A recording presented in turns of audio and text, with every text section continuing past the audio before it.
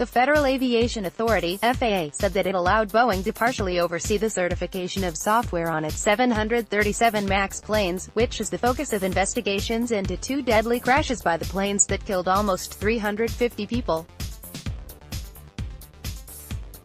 The FAA delegates large parts of the plane certification process to aircraft manufacturers as part of a policy mandated by Congress that has come under increasing fire after the fatal crashes.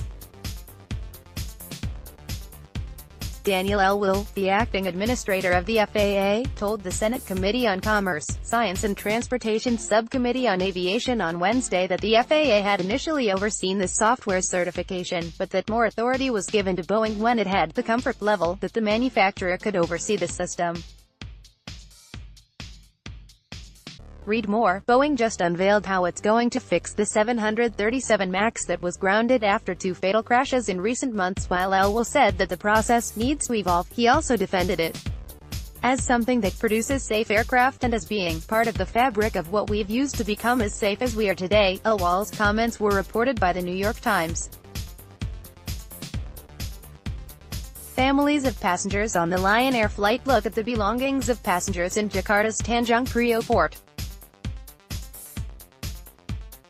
Reuters, B.Y. Hardahi said that the FAA would need 10,000 more employees and an additional $1.8 billion in budget if it were to be solely responsible for aircraft safety certifications.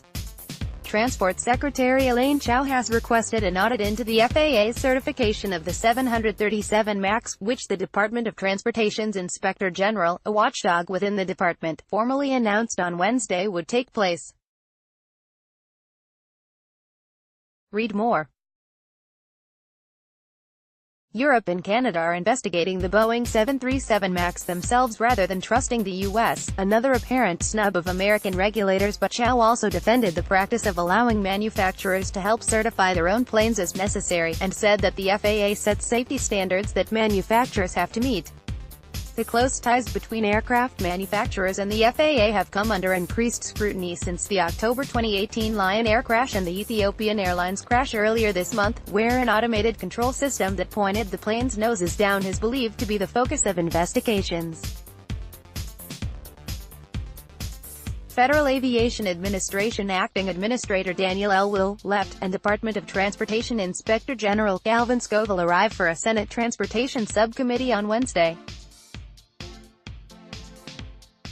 AP photo, Andrew Harnick. The policy of manufacturers helping with their own product certification was first ordered by Congress in 2003 as part of efforts to speed up the certification process and reduce costs.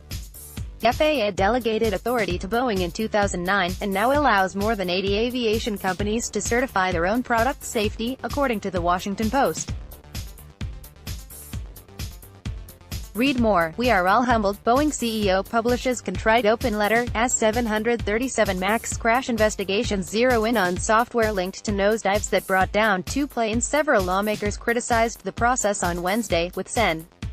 Richard Blumenthal, a Democrat, saying that he would introduce legislation to reform the system, which he called fatally riddled with flaws. The fact is that the FAA decided to do safety on the cheap, which is neither safe nor cheap, he said. Senator Ted Cruz, a Republican, said that the close relationship between industry and regulators threatened to erode the public's trust in the industry. And Sen. Tom Udall, a Democrat, said the close relationship between the FAA and aircraft manufacturers needs to be questioned. He said that changes were necessary to ensure that the safety of the flying public remains the paramount interest, not the quarterly profits of this company. Sen.